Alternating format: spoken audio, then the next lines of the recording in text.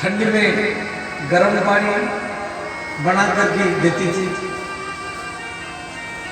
और गर्मी के समय में पंखा करना, ठंडा पानी ला करके ऋषि को नवाना।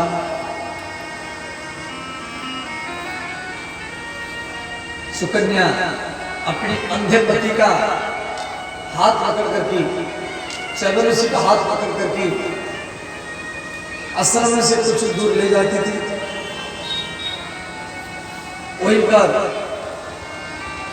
कमंडल में पानी रख देती थी। उसके बाद में थोड़ी दूर पर जाकर बैठती थी और चैवन ऋषि अंधे हैं, वो वहीं पर शौच करते थे। फिर सुकन्या शौच के बाद में उनका हाथ पकड़ते थे, फिर आश्रम में ले आते थे।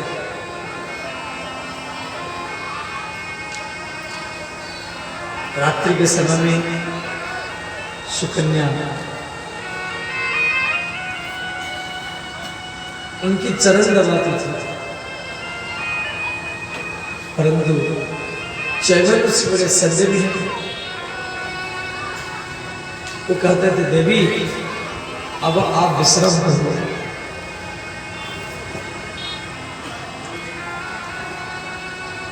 इस प्रकार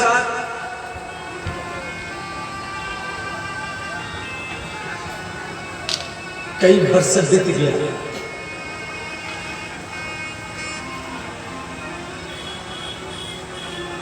तो एक बार सुकन्या उस सरोवर में नहा रही थी, वहां का सरोवर था, वहां पर नहा रही थी। तो वहां पर अश्विन कुमार, देवताओं के डॉक्टर अश्विन कुमार, जो देवलोक का डॉक्टर है, इस सूर्य के पुत्र है, इनको इंद्र स्वर्ग से निकाल दिया था और वहां घूमते फिरते उसी जगह आ गए। तो अश्विन कुमार देखे, भाई इतना सुंदरी स्त्री और इस जंगल में और अकेले। तो अश्विन कुमार जाकर भी बोले, देवी आप तो किसी देवलोकों की कन्या जैसे लगती हैं, आप कौन है? तो सुकन्या बोले, आप कौन है? तो दोनों बोले, हम अश्विन कुमार हैं। और आप कौन है? तो वो दोनों, वो कन्या बोली, सुकन्या बोली, मैं महर्षि चैवन ऋषि की पत्नी हूं।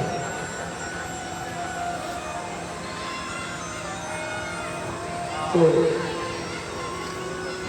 अश्विन कुमार थोड़ा सा परीक्षा की, बोले, देवी आप तो सुंदरी युवती हैं और चैवन ऋषि बूढ़े हैं, दांत गिर चुका है, चमड़ा सूख चुका है, हड्डी सड़ी है, बाल पक चुका है, ऐसा वृद्ध ऋषि के पास आप कैसे रहते हैं? वो आपको क्या खुश कर सकते हैं?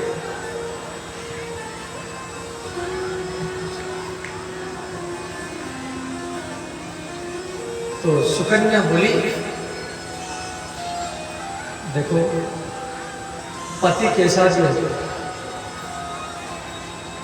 पति वृद्ध हो, बालक हो, रोगी हो, भिखारी हो, भिकमंगा हो, अंधा हो, गूंगा हो, लंगड़ा हो, स्त्री जिसका हाथ पकड़ करके विवाह मंडप में अग्नि को साक्षी देकर के शादी किया है और उसी पति का साथ रहना स्त्री का ही धर्म है। ये बात को सुन करके अश्विन कुमार खुश हो गए और वो सुकन्या जल लेकर के चैवन ऋषि के आश्रम आ गई। तो सुकन्या आकर के अपने पति चैवन ऋषि को सारा बात बताई। तो इसे दो व्यक्ति सरोवर के किनारे में हैं और उनका नाम है अश्विन कुमार। जब चैवन ऋषि ये बात सुने, जब अश्विन कुमार मेरे आश्रम के निकट सरोवर में आ चुके हैं, तो चैवन ऋषि अपनी पत्नी सुकन्या को बोले, देवी आप इनको आश्रम के भीतर लाओ। वो साधारण व्यक्ति नहीं है, वो भगवान सूर्य के पुत्र हैं, देवताओं के वैद्य हैं। अरे यहाँ आए, उनको ले आओ। तो सुकन्या फिर सरोवर के किनारे में गई और आकर के बोली, हे अश्विन कुमार, मेरे पति आपको आश्रम के भीतर में बुलाए हैं, आप आइए। तो अश्विन कुमार आए। तो सुकन्या आसन दी, फल मूल लाकर के दी। तो चैवन ऋषि और अश्विन कुमार दोनों में बातचीत हुआ। तो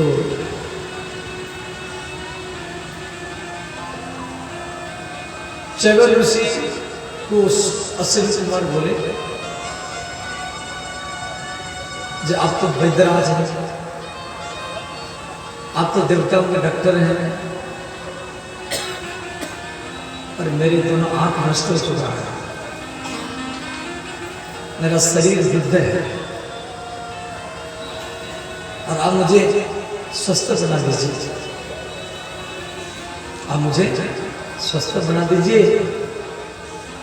यदि आप मुझे स्वस्थ बना देंगे तो हम यज्ञ करेंगे, और यज्ञ में आपको भाग देंगे। इंद्र आपको स्वर्ग से निकाल दिया है, और हम यज्ञ करके पुनः आपको स्वर्ग में स्थापन करेंगे।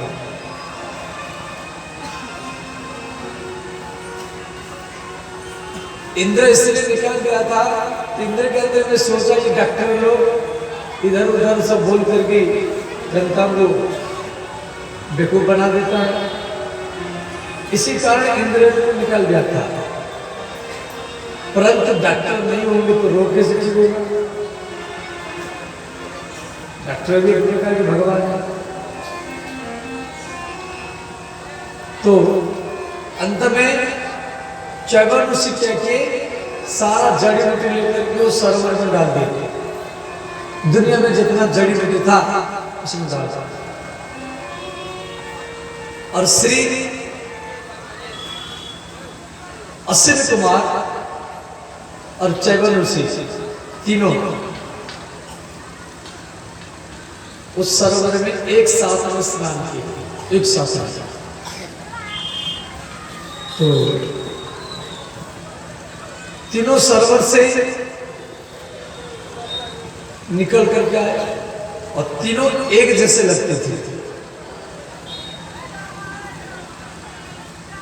चैवन ऋषि युवक बन गए, उनका दोनों आंख भी आ गया, और अश्विन कुमार, और ये सब एक जैसे लगते थे।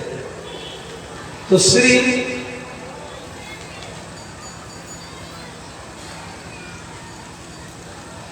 अश्विन कुमार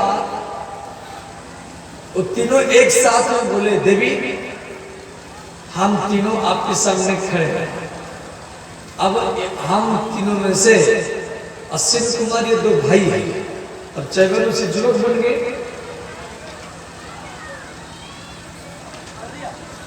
तो दोनों अश्विन कुमार तीनों एक साथ में बोले, देवी हम तीनों में से आप अपने पति को चुन लीजिए।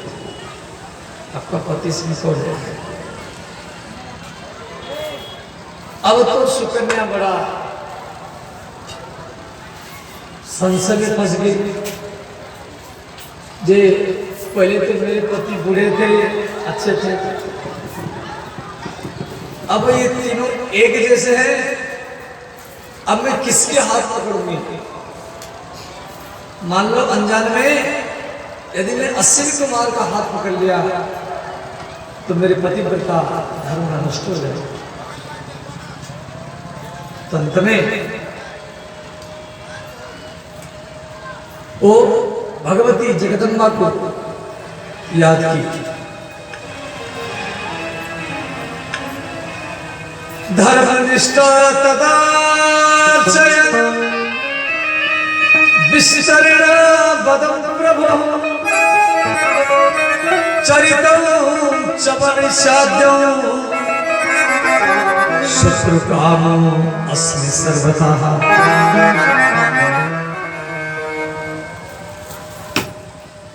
तो भगवती जगदम्बा को याद किए, जगत माता तू सबसे माँ है।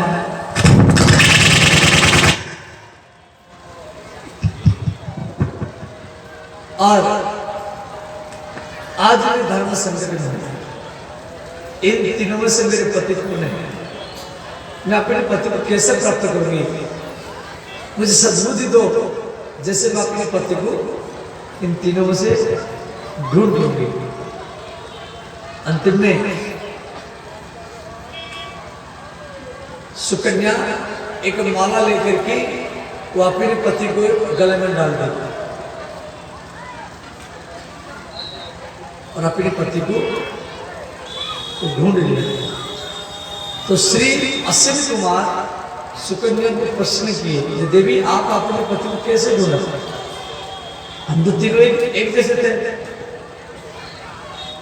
तो सुकन्या बोली, मैं जगदम्बा जगत माता आदि शक्ति का ध्यान किया, उनके मंत्र का जाप किया, ओम ऐं ह्रीं क्लीं चामुंडाय विच्चे। तो भगवती ने मेरे भीतर से प्रेरणा दी, मैं तीनों की छाया देखा। क्यों जो देवता लोग होते हैं उनका छाया नहीं होता, देवताओं की छाया नहीं होता। जैसे आप धूप में खड़े होंगे तो आपकी छाया दिखाई देगा, तो देवताओं का छाया दिखाई नहीं देगा। दूसरी बात, आपका जो पलक गिरता है परंतु देवताओं का पलक नहीं गिरता, उनका आंख दोनों पलक गिरता नहीं है। तो मैं आपकी आंखों को और छाया को देखा तो अपने पति को ढूंढ लिया। तो श्री चैवन्य ऋषि ये अश्विनी कुमार प्रसन्न हो गए और अंत में चैवन्य ऋषि अश्विनी कुमार को बोले, देखो आप मुझे युवक बनाया और मेरा दोनों आंख दे दिया, अब मैं खूब कम दिन में यज्ञ करूंगा और आपको पुनः देवलोक में स्थापन करूंगा। तो श्री सुकन्या उसी जंगल में अपनी पति के पास रही, चैवन्य ऋषि। जिस चैवन्य ऋषि का च्यवनप्राश तो जानते हैं आप, च्यवनप्राश खाते हैं ना। च्यवनप्राश चैवन्य ऋषि के नाम पर बना है, समझ लीजिए। च्यवनप्राश बुढ़ापा में खाया जाता है, उसको खाने से व्यक्ति युवक बन जाता है, शरीर में सामर्थ्य आता है। तो ये च्यवनप्राश जो कंपनी बनाया है वो ऐसे माने मनोरंजन के लिए नहीं बनाया, ये देवी भागवत का प्रकरण है। ये कथा देवी भागवत में, शिवपुराण में भी है, भागवत में भी है। तो ये प्रकरण को पढ़ करके चैवन्य ऋषि के नाम पर ही च्यवनप्राश बनाया है। एक बार हम कथा कर रहे थे, मैं अयोध्या में एक बार चैवन्य ऋषि के आश्रम में कथा कर रहा था। अब वो आश्रम में एकदम खंडर बन चुका था, पूरा खंडर। तो हम कंपनी को फोन किए, भैया आप चैवन्य ऋषि के नाम पर च्यवनप्राश बनाया है, ये आश्रम में खंडर पड़ा है, इसको कम से कम थोड़ा ठीक ठाक कर दो।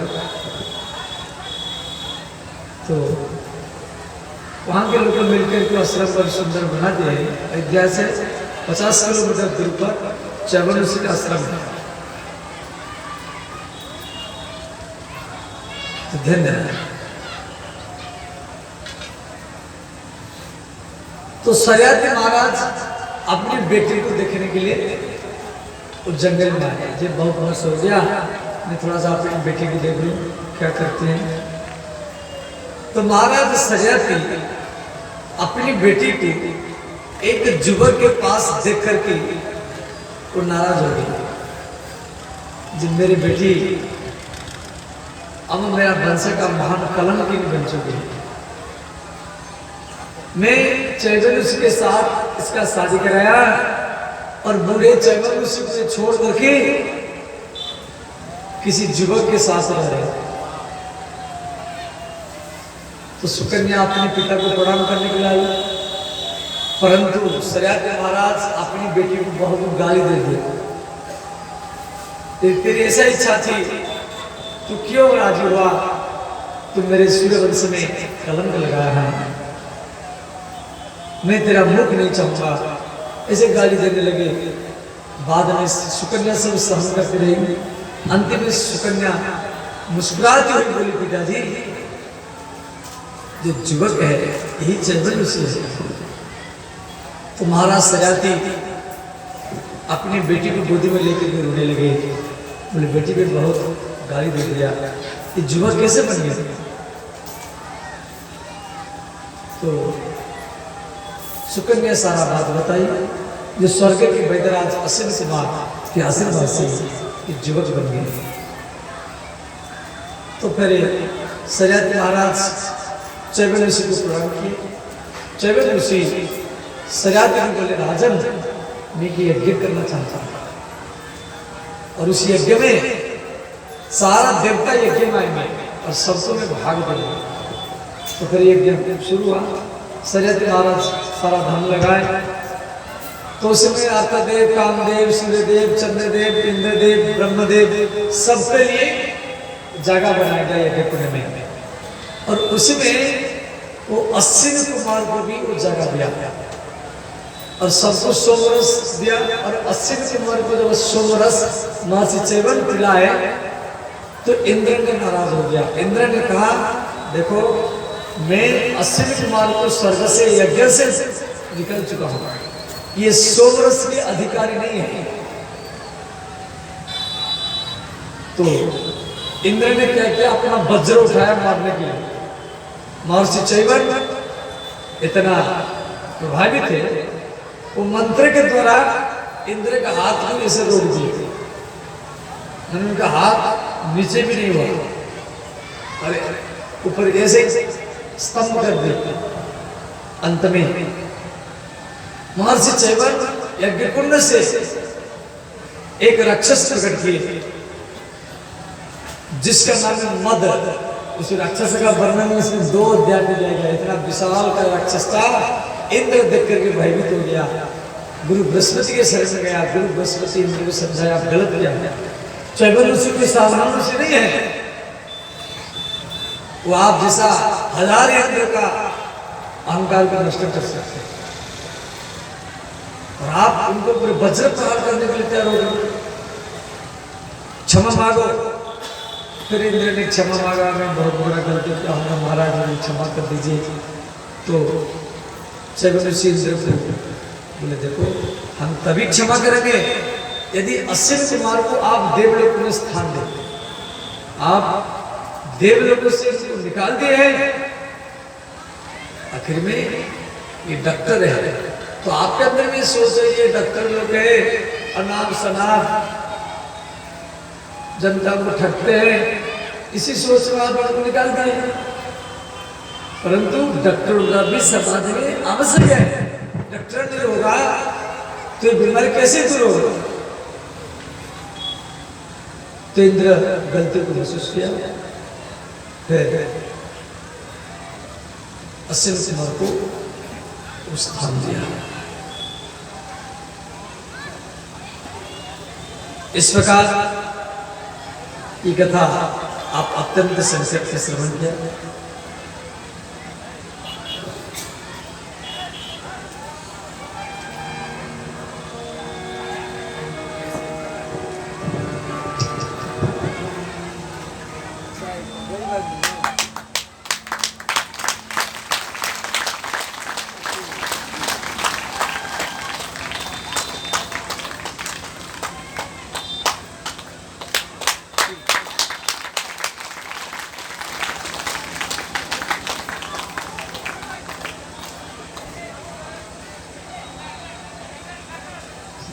देखो मंटू बाबू और जवाहर बाबू यहाँ दोनों महारथी है, ये स्वागत कर रहे हैं। मंटू बाबू तो आप पहले से जानते हैं कि गुलेला में तब से परिचय जवाहर बाबू को हम पहली बार देखे। ईट का भट्टा तो पहले से मैं देखा, लेकिन मुझे मालूम नहीं था ये क्या है। तो इनके लिए खूब जोरदार से का स्वागत करें।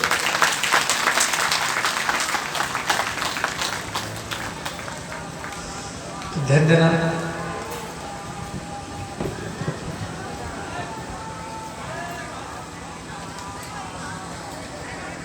श्री सूर्यवंश में अनेक राजा हुए।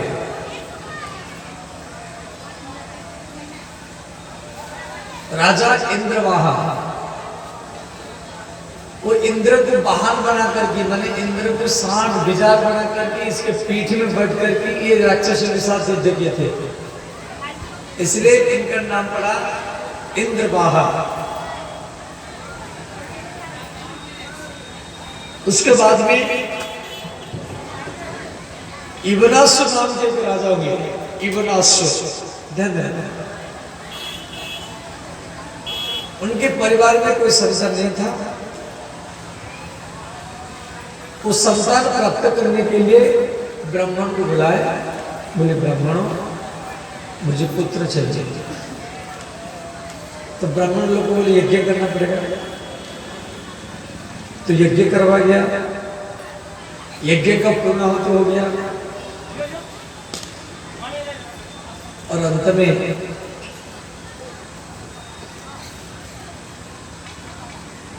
जब प्रातः काल हुआ, ब्राह्मण लोग बोले महाराज अपनी पत्नी को बुलाओ।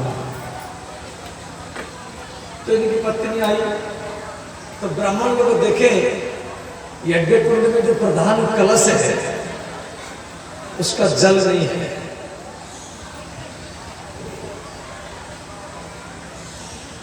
तो ब्राह्मण लोग बोले महाराज ये जल कहाँ गया? राजा ने कहा ब्राह्मणों मुझे प्यास लगा था तो मैं जल पी गया हूं, मैं सोचा यज्ञ का पूर्णाहुति हो गया है। तो ब्राह्मण लोग बोले महाराज ये जल आपकी पत्नी के लिए था, जल को आप कैसे पी गए? और इस जल को यदि आपकी पत्नी पीती तो उससे पुत्र होता, परंतु जल को आप यहाँ हैं और पुत्र आपसे हो गया। तो राजा के पेट में बालक आ गया। फिर वशिष्ठ जी पेट काट करके बालक को निकाल दिए।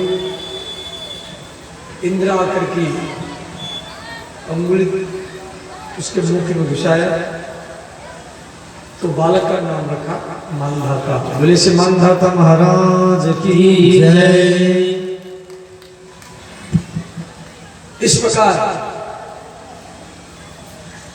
श्री मानधाता का पुत्र हुए मुचकुंद। तो इनके वंश में आगे चल करके श्री अरण्य नाम के एक राजा हुए, राजा अरण्य।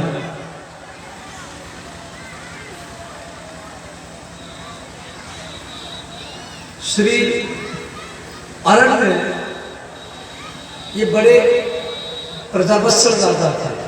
ये एक बार जनता को बुला करके समझाए, जी देखो मेरे प्यारे प्रजाओं,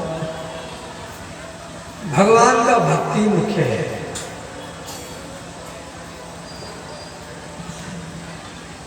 और भगवान को अपना मानना ही यही जीव का लक्ष्य है।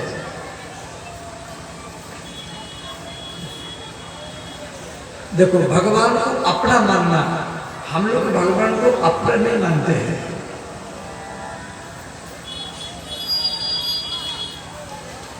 जिसको आप अपना मानेंगे आपका मन उधर ही भागेगा।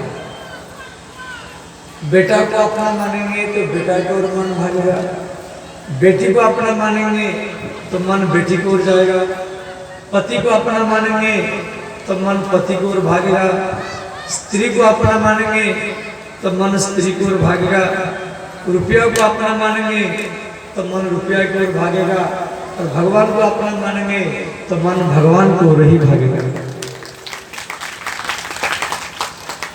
अब आप अपने मन को ढूंढो, आपका मन सहज में जिधर जाएगा आप उसी को ही अपना मानते हैं।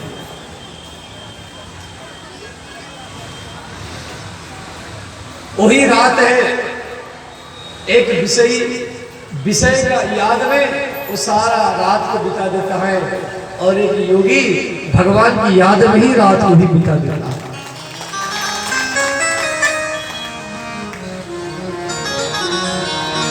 जानिए जीव तब जग जाना, जानिए जीव तब जग जाना, जानिए जीव सब जग जागा, जानिए जीव सब जग जाना। सब विषय विलास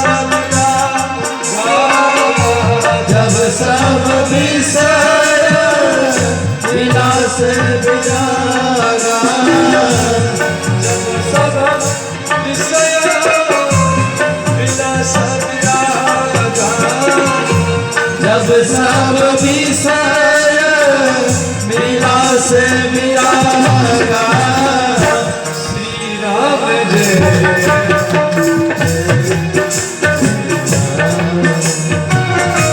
श्री राम जय राम जय जय राम। हर हर महादेव।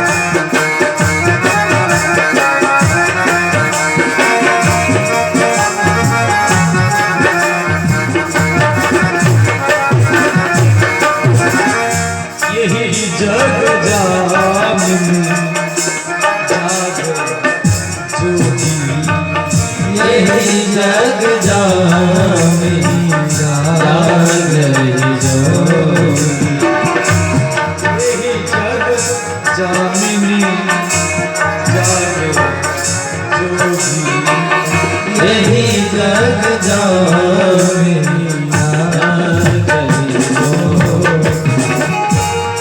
परमारती प्रपंच योगी, परमारती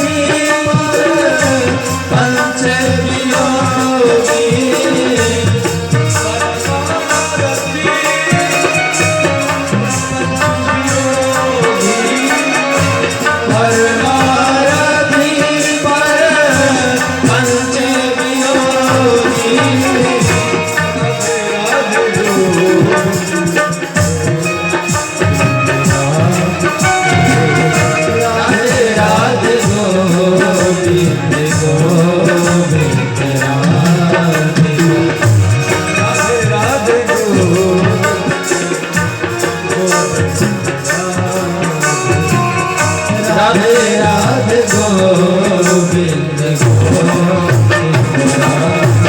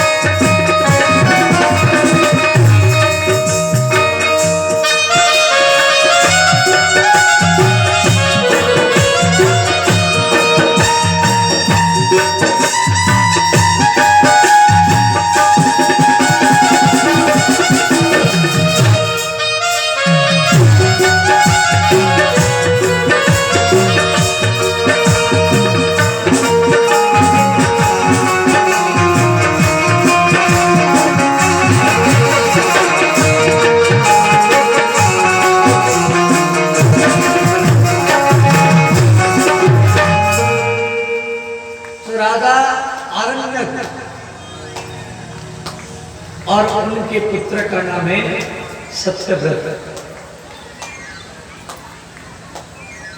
तो एक बार क्या हुआ, एक ब्राह्मणी कन्या का शादी हो रहा था, एक ब्राह्मण पुत्र के साथ। तो शादी में जब तक सात फेरा नहीं करता है तब तक बेटी पिता का ही रहता है। सप्त फेरी होने के बाद में, सप्तपदी होने के बाद में बेटी पति का हो जाता है। तो राजकुमार सत्यव्रत ने क्या किया, वो विवाह मंडप में जाकर के वो ब्राह्मणी कन्या को जबरदस्त उसको उठा लाया। तो सब ब्राह्मण लोग जाकर के वशिष्ठ जी के पास में शिकायत की कि वशिष्ठ जी ब्राह्मण है, और वशिष्ठ जी ब्राह्मण समाज को लेकर के